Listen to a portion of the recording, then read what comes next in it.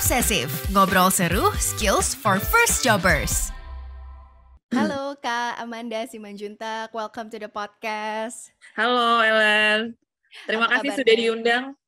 Iya, sama-sama. Terima kasih juga sudah datang loh. Wah, ini kita walaupun belum bisa offline ya sekarang, tapi tetap aja bisa ngobrol sama Kak Amanda. Ini something yang menarik banget buat kita juga di teman-teman obsesif. Gimana kabarnya Kak Amanda? Baik, thank you. Gimana kabarnya di sana? Baik juga, dengan berbagai kesibukan sebelum akhir tahun ya. Iya. Oke. Nah, di hari ini teman-teman obsesif kita bakal ngobrolin soal karir in STEM industry bareng Kak Amanda dan bagaimana juga peran perempuan juga di bidang ini ya sebenarnya yang mungkin sedikit diketahui oleh orang-orang di luar sana. Nah, mungkin Kak Amanda boleh cerita sedikit nih soal background-nya Kak Amanda di marketing dan skillful tuh seperti apa sih? Oke. Ya, jadi aku di Marcoding dan Skillful itu aku sebagai Chief of Product dan juga sebagai salah satu co-founder.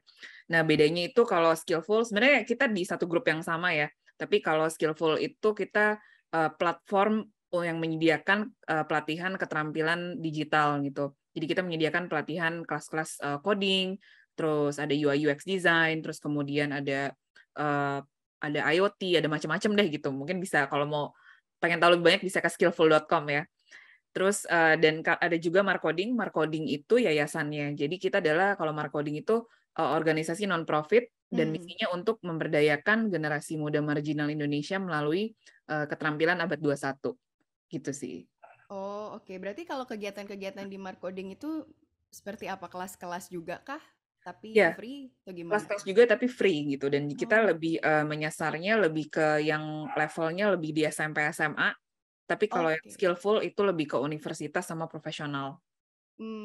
Lebih spesifiknya di skillful gitu ya. Tapi Ya, kalau yang marketing ini lebih banyak memperkenalkannya juga gitu ya, betul.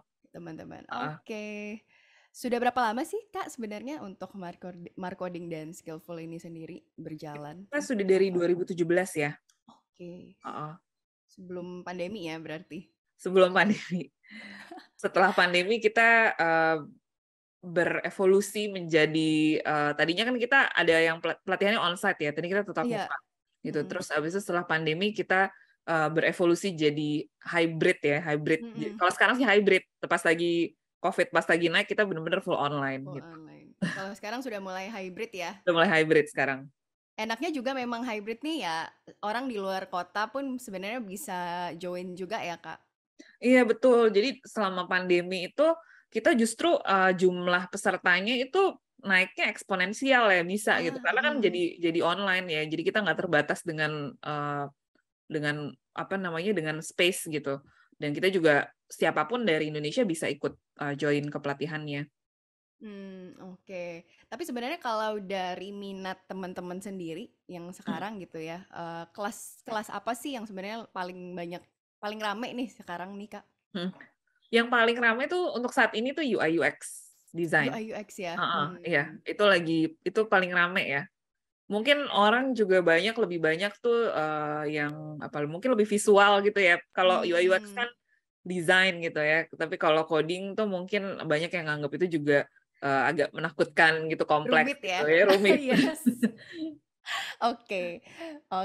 Sebenarnya tapi semuanya bisa dipelajari ya Kak Manda, nggak Betul. terbatas sekali. Iya, jadi kalau kita sih konsepnya kita benar-benar memperkenalkan itu semua dari basic dari awal gitu dan juga kita juga membuat metodenya juga interaktif gitu. Mungkin kalau misalnya mau coba main-main di skillful.com itu kita bangun platform ada teknologinya namanya Skillful Playground. Itu di situ bisa coba-coba untuk codingnya secara langsung dapat feedback gitu. Jadi kayak main game. Nanti kalau misalnya salah kalau misalnya benar nanti dapat poin, terus kemudian kalau salah nanti dapat feedback gitu, dan itu semuanya automated ya. Jadi nggak perlu nunggu-nunggu ada mentor, itu semua langsung bisa dapat feedback dari situ.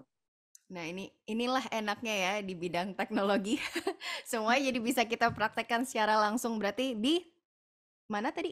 Skillful.com. Skillful.com. Oke nih teman-teman obsesif bisa cek-cek juga ya, mungkin yang mulai tertarik dengan dunia STEM ini sebenarnya bisa cek ke Skillful juga untuk coba-coba dulu sebelum mulai kelasnya.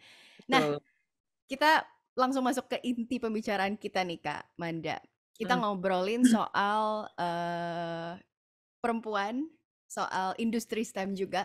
Mungkin kebanyakan di luar sana ya, orang menganggap bahwa industri STEM ini masih sangat didominasi dan di stigma sebagai industri yang laki banget nih. Mhm. Gimana sih sebenarnya tanggapan Kak Amanda sebagai salah satu representasi perempuan di industri tech ini, apalagi di Indonesia gitu Kak? Hmm. Sebenarnya itu benar-benar sangat disayangkan ya, karena saya sendiri sebenarnya juga aku juga ngerasain itu gitu dari mulai awal kuliah itu kalau misalnya kan ngambil computer science dulu ya. Dulu tuh kalau kuliah misalnya dari satu lecture hall gitu yang isinya kayak berapa seratusan orang gitu ya. Itu mungkin yang perempuan mungkin cuma kayak 4-5 orang gitu termasuk aku sendiri. Dan itu mungkin udah berapa udah 10 tahunan lalu gitu dan sekarang ternyata keadaannya nggak lebih baik gitu. Masih kayak gitu juga. Nggak ada kurang ya, agak perubahannya nggak terlalu signifikan sih gitu. Mungkin sekarang kalau misalnya kita ke tech conference gitu, itu conference juga yang ngomong juga banyak kan laki-laki gitu, figur perempuannya itu jarang gitu yang jadi speaker gitu ya. Sekarang udah mulai ada sih gitu, tapi tetap aja masih kurang, komposisinya belum equal gitu. Terus juga kayak misalnya kita ke tech company gitu ya, Iya. itu kalau misalnya di lantai yang isinya programmer, itu programmernya cowok semua gitu. Nah, itu sebenarnya sesuatu yang sangat disayangkan sih ya, karena saat ini tuh peluangnya tuh lagi besar banget gitu. Jadi kalau misalnya perempuan bisa berkarya di bidang STEM, itu ya opportunity untuk dia secara profesional itu terbuka luas sekali gitu. Gitu sih. Oke. Maksudnya kalau dari Kamanda sendiri memandangnya peluangnya lebih besar dibandingkan mungkin tahun-tahun sebelumnya atau generasi sebelum Iya, pandemi gitu. Itu betul seperti banget. apa, Kak? Itu kalau di Indonesia sendiri ya, kalau sampai 2030 itu Mm. yang dibutuhkan itu sekitar 17 juta talenta digital gitu. Wow. Mm-mm. Itu yang dibutuhkan gitu ya. Nah, ada nih kekurangannya. Jadi ada jumlah tuh gap-nya antara yang dibutuhkan sama yang yang ada Yang lulusannya ada. gitu. Mm-mm. Jadi kekurangannya jadi ada lowongan kerja nggak terisi itu 9 juta nanti Wow, di gitu. bidang Jadi tech kalau ini ya. Mm-mm. iya, jadi bayangin kalau misalnya kita punya skill untuk software development yang bagus gitu skillnya ya. Itu ya kita kesempatannya ya ada 9 juta kosong itu gitu. Jadi kesempatannya gede banget sih. Nggak pernah segede ini gitu sebelumnya gitu. Jadi ini sangat disayangkan sekali kalau perempuan tuh belum apa-apa udah jadi discourage gitu ya, udah takut untuk nyoba STEM gitu. Oke, tapi kalau misalnya dari pengalaman Kamanda sendiri, di industri STEM-nya itu sendiri sebenarnya bagaimana sih? Apakah sebenarnya masih ada perbedaan antara talent yang perempuan sama laki-laki atau sebenarnya semakin kesini tuh semakin membaik hal itu, Kak? Nah, sebenarnya membaik ya. Cuma Hmm. ya itu sangat lambat sekali gitu, benar-benar lambat sekali gitu. Mungkin kalau pakai statistik gitu ya di Indonesia itu sekarang cuma ada 22% perempuan di industri STEM di Indonesia gitu. Dan itu tuh dibandingin sama negara Asia Tenggara yang lain kayak Vietnam gitu ya. Itu kita yang paling rendah gitu. Jadi itu sih ya. Jadi sebenarnya secara skill nggak ada bedanya sih. Benar-benar nggak ada bedanya. Tapi secara aku bisa bilang yang membedakan itu confidence. Ya, confidence-nya perempuan itu kurang gitu dibanding sama yang laki-laki. Laki-laki itu lebih berani. Kalau perempuan mungkin contoh aja ya, mungkin waktu itu kita pernah bikin Iya. program yang marketing ke SMP, SMA gitu ya. Mungkin Mhm. itu udah luar Jakarta dikit, masih di Pulau Jawa gitu ya. Iya. Itu gurunya aja pas kita bilang, "Bu, ini kita ada program Digital Innovation Challenge" gitu. Wah, itu udah takut banget dengar kata-kata itu. Ada digital, ada innovation gitu ya, challenge Iya, lagi gitu. heeh. Itu kayak, wah, Mbak ini kompleks banget, diajarin apa aja ya Mbak gitu kan. Oh, ini diajarin ini Bu, dan nanti ada coding juga gitu. Wah, itu makin takut lagi gitu. Ini guru-gurunya aja udah takut duluan. Dia langsung waktu itu gurunya langsung ini, dan nggak cuma satu guru doang ya. Ini beberapa guru langsung responnya seperti itu gitu. Jadi itu tuh udah jadi stigma gitu di dalam mindsetnya mereka gitu, kalau perempuan tuh terlalu kompleks untuk perempuan gitu, konsep seperti kayak ilmu-ilmu seperti yang STEM seperti coding ini gitu. Jadi makanya dari situ aja kalau dari stigmanya aja udah seperti itu akan udah sulit sekali gitu untuk gurunya aja nggak bisa nge-push muridnya untuk untuk bisa ikut untuk menekuni STEM ini gitu. Gitu sih. Jadi confidence ya. Sedangkan kalau laki-laki tuh lebih ya udah gitu, hajar aja gitu. Itu emang rada apa ya, itu cukup memprihatinkan gitu. Stigma itu sendiri ya sebenarnya, padahal kan sebenarnya kalau guru-guru apalagi orang tua mungkin orang di sekitar kita harusnya nge-push untuk kalau memang mereka suka dengan hal itu kenapa enggak ya dicoba ataupun Iya. belajar ke arah sana ya. Iya, bahkan Confidence level. mungkin kalau bisa ditambahin ya, waktu itu kita pernah nih ngadain satu pelatihan gitu ya di antara anak-anak SMK. Nah, terus kemudian kita bikin studi tentang gendernya waktu itu. Nah, di situ ternyata pas kita survei, itu perempuan itu level of confidence-nya itu jauh lebih rendah dari laki-laki. Padahal secara skor pelatihannya, jadi skor codingnya dia, itu lebih tinggi gitu. Jadi itu aja udah bisa, dari situ kita udah bisa ngelihat bahwa wah ini ternyata sebenarnya secara skill tuh nggak kalah gitu. Iya. Tapi Cuman confidence-nya ya. confidence-nya itu sangat berpengaruh sekali sih. Nah ini menarik nih. Berarti buat teman-teman yang mungkin merasa mampu dan tertarik di bidang itu ya, mungkin teman-teman yang perempuan juga, teman-teman obsesif, kenapa enggak ya untuk dicoba? Dan Benar, sebenarnya peluang itu banyak sekali ya. banyak banget. Oke.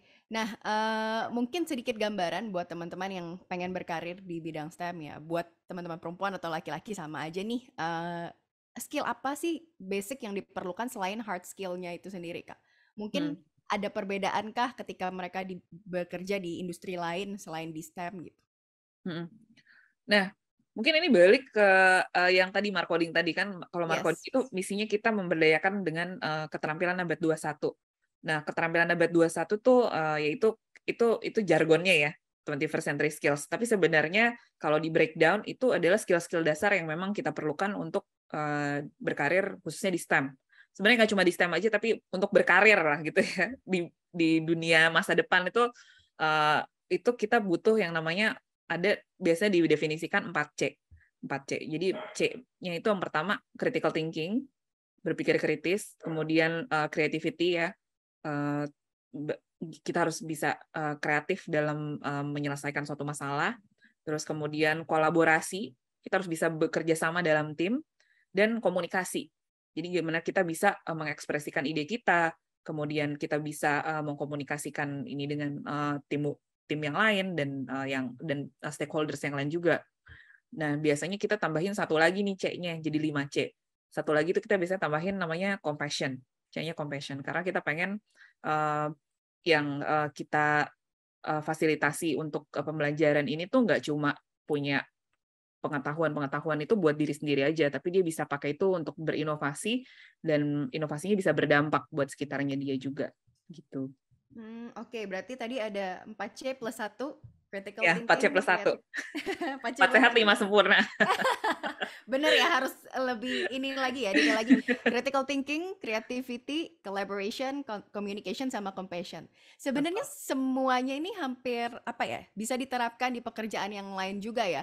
Kalau orang mungkin di awal-awal berpikir kerja di dunia STEM industri, nggak perlu lah, gue nggak bisa komunikasi yang baik nih. Kayaknya gue cocoknya yang kayak di belakang layar doang, ngoding segala macam.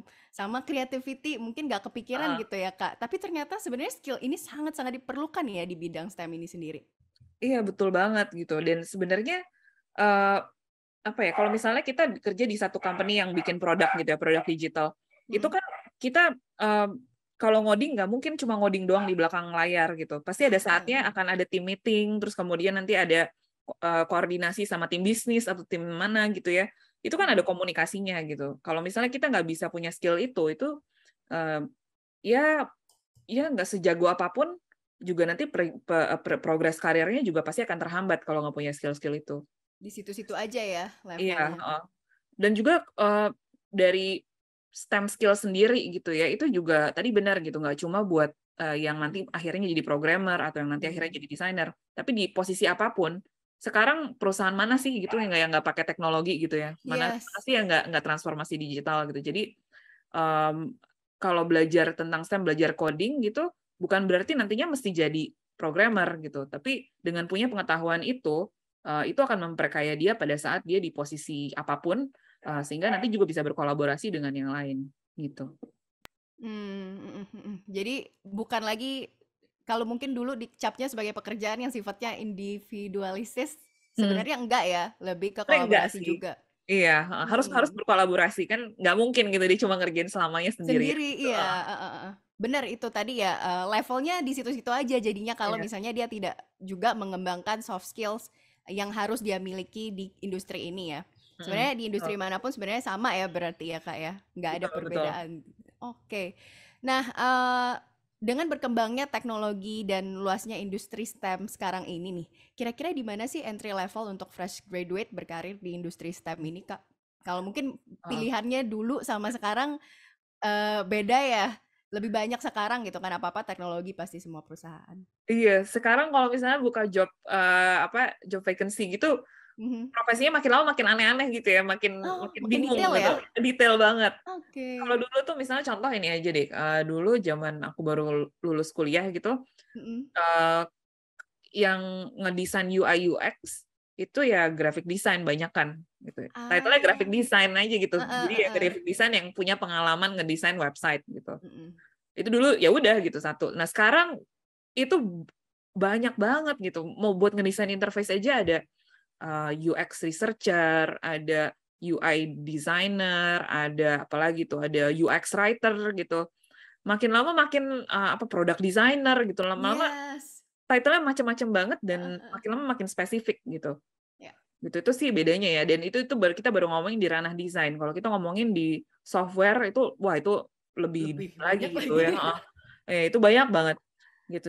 Terus kalau misalnya mau ngomongin kalau entry level di mana ya gitu. Nah, sebenarnya hampir semua bidang STEM sih ada entry levelnya ya. Mau misalnya mau Iya. jadi di data science ya ada junior data scientist gitu ya. Terus atau mau web developer ada junior web developer gitu. Cuma kalau misalnya aku mau kasih contoh gitu ya, pengen mulai dari mana gitu ya. Mhm. Mungkin dari case kita gitu yang kita bikin itu programnya yang bisa cepat ya dan lebih cepat dan cost-nya lebih untuk belajarnya juga lebih kecil gitu ya. Itu bisa belajar web development gitu, web development. Itu lebih cepat Mhm. terus dan relatif lebih mudah juga gitu ya. Jadi dan lebih visual itu aku juga kalau aku personalnya aku suka gitu ya. Kalau ngerjain Oke. sesuatu langsung kelihatan hasilnya itu seneng gitu. Mhm. Lebih termotivasi. Mungkin bisa mulai dari belajar tentang web development dulu gitu. Terus apalagi ya UI UX designer juga bisa jadi junior UI UX itu juga cukup bisa dipelajari dengan waktu lebih cepat gitu. Dibandingkan kalau misalnya kita mau belajar apa AI gitu mungkin itu akan lebih lama lah gitu ya. Atau mungkin mobile development itu biasanya kita belajar sebaiknya sih kita belajar mungkin web development dulu baru masuk ke mobile gitu, bisa gitu juga. Gitu sih. Jadi sebenarnya pilihannya juga semakin banyak ya untuk Hmm. sekarang ini. Sebenarnya Oke. bebas-bebas aja sih. Cuma kalau ya itu cukup subjektif ya kan karena tiap orang juga kemampuannya beda-beda gitu. Cuma kalau secara general mungkin itu sih bisa jadi web developer dulu atau UI UX designer dulu gitu kalau yang desain gitu. Oke oke. Mungkin bisa mulai dari sana ya, yang, Mm. interface-nya dulu segala macam, baru mungkin spesifik kalian mau kemana gitu. Mungkin sama kayak dokter nih ya, dokter umum dulu, baru kita cari spesialisasinya mau seperti apa gitu. Iya, Nah, ada kalau juga. Kak Amanda sendiri perjalanannya seperti apa nih Kak? Boleh diceritain Kalau sedikit? kalau aku dulu tuh pertama kali belajar coding tuh SMA ya. Jadi itu Wow, heeh. belajar sendiri gitu. Soalnya dulu dulu kan zamannya punya blog ya. Terus Heeh. pengen tuh blognya tuh keren gitu dibanding yang lain gitu kan. Jadi Desainnya segala macam iya, ya? desainnya segala macam. Nah, supaya beda gitu ya satu-satunya cara kita mesti belajar codingnya gitu di belakangnya. Ya udah mulai belajar dari situ. Terus belajar HTML, CSS, JavaScript gitu yang paling basic banget gitu. Terus mulai dari situ, abis itu senang, abis itu mulai nekunin ngambil computer science pas lagi kuliah. Terus habis itu dari kuliah sempat kerja jadi programmer juga. Habis itu balik ke Jakarta bikin IT consultant gitu. Wow. Bikin IT consultant dulu sebelum masuk ke pendidikan ini ya. Nah, terus pas lagi jadi IT consultant nih kita kan banyak ngerekrut programmer. Cuma sulit banget ini ngerekrut programmer gitu karena banyak banget talent-talent tuh nggak kompeten gitu. Bahkan ada waktu itu kita pernah nge-hire lulusan S2 informatika gitu, itu nggak bisa coding gitu, mesti di training ulang gitu. Jadi makanya kita itu yang apa ya? Itu yang sparks di idea untuk masuk ke edukasi gitu. Kenapa kita nggak coba untuk menjembatani nih talenta-talenta yang dari universitas itu gimana supaya bisa siap kerja langsung hari pertama kerja ya udah kerja gitu, langsung siap kerja gitu. Jadi ada gap ya jadi yang problem skills mismatch itu bisa kita atasi gitu. Iya. Padahal sebenarnya untuk di kuliah bidangnya computer science kan banyak ya, tapi memang pada praktek untuk kerjaannya, apalagi sekarang dengan kerjaan yang lebih spesifik lagi title-titlenya, mungkin mereka butuh skill tambahan gitu ya, untuk Betul. matengin itu skill yang udah mereka dapat di universitas sendiri.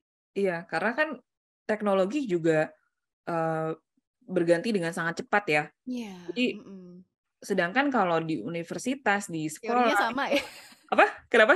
Teorinya sama ya kayak Iya. yang dulu-dulu. Kurikulumnya itu butuh waktu mungkin 4 tahun untuk bisa disahkan gitu. Jadi begitu kurikulumnya udah disahkan, udah basi di industri, udah pindah Iya. lagi ke yang udah teknologi baru lagi gitu yang lain. Gitu. Jadi memang susah gitu untuk institusi formal, institusi pendidikan formal untuk bisa catch up dengan dunia industri itu memang susah sih secara sistem ya. Makanya peminatnya juga sekarang kayak kursus-kursus atau kelas-kelas yang durasinya lebih singkat dan mungkin lebih banyak prakteknya juga sangat diminati ya untuk Betul. teman-teman. Bahkan mungkin ada yang lintas ini ya, yang kuliahnya apa tapi ternyata melihat peluang di bagian di industri STEM ini lebih besar dan mungkin dia suka juga, kenapa enggak gitu ya untuk terjun ke sini. Iya, itu justru banyak banget. Itu salah satu porsi profil yang join program-program kita itu career switcher. Jadi yang dari industri-industri mungkin kayak contohnya industri oil gitu ya, yang udah kayak sunset industry gitu. Itu mereka banyak yang switch career untuk jadi software developer gitu, banyak juga. Terus apalagi ya, yang paling random deh waktu itu kita pernah ada atlet bola gitu. Waduh.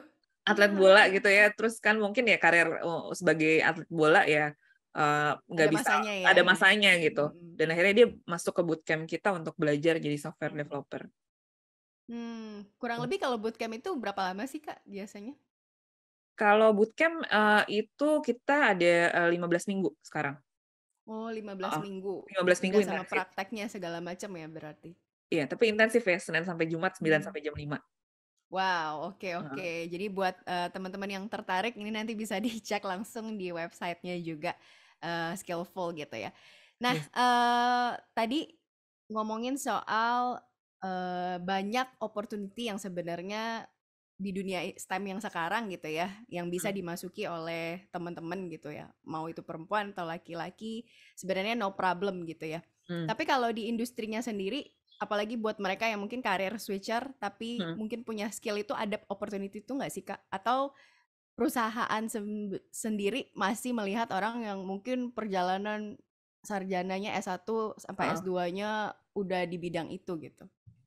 Nah, ini tuh salah satu peluang lagi nih untuk dunia STEM, khususnya dunia digital ya, di skill digital, itu makin banyak perusahaan-perusahaan yang tidak melihat degree sama sekali. Gitu. Yang dilihat cuma 2, skill sama portfolio. Gitu. Jadi kalau misalnya kalian even di company kita pun banyak yang lulusan SMK. Gitu. Karena skillnya bagus, portfolionya banyak, ya udah gitu. Kenapa enggak? Gitu. Dan tadi aku juga cerita gitu yang lulusan S2 informatika gitu yang udah degree-nya S1 S2 malah nggak siap kerja gitu. Lebih Iya. baik kita hire yang lebih ready gitu untuk bisa langsung kerja gitu. Jadi emang kalau misalnya buat teman-teman yang pengen biarpun dari bidang apapun, kalau tertarik untuk switch career ke bidang tech gitu ya, itu sih yang penting skill ya. Skill itu bisa diasah gitu dan relatif lebih cepat juga gitu. Kalau misalnya niat gitu ya, yang penting niat sih, niat dan konsistensi. Terus kemudian portfolio, harus banyak portfolionya dan portfolio dikerjakan dengan baik gitu ya.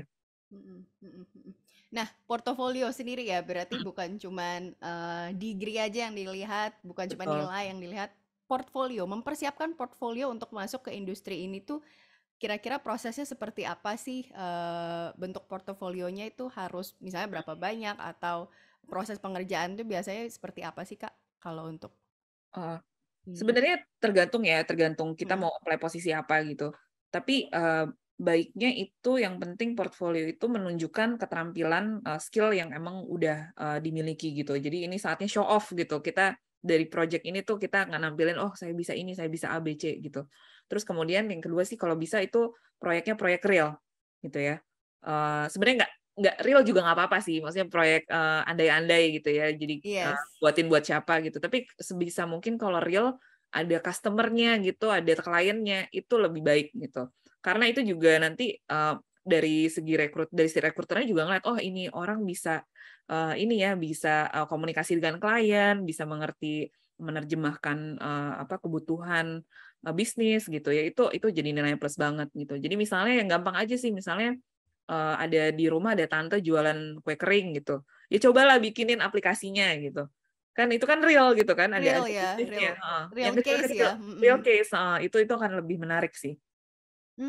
Oke. Jadi buat teman-teman juga memang langsung terjun aja gitu ya untuk Betul. project-nya sendiri walaupun itu entah itu kalian freelance atau sukarela, yang penting kan maksudnya ada project realnya, ada pembelajarannya seperti apa dari Mm, sana yang bisa diceritakan ke recruiter juga ya saat nanti betul. masuk ke industri. Oke. Nah, mungkin sedikit lagi nih soal perempuan di industri STEM juga, di industri STEM juga nih Mm. Kak Amanda.